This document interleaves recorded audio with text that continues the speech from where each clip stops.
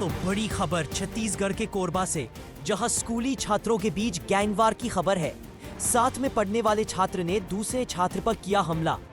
छात्र ने ब्लेड से गले और चेहरे पर किया हमला। घायल छात्र का अस्पताल में इलाज जारी। हमलावर छात्र घटना के बाद से फरार। मारपीट की घटना से स्कूल प्रबंधन रहा अनजान। कोरबा के मालिकपुर चौकी के दादर माध्यमिक शाला की घटना।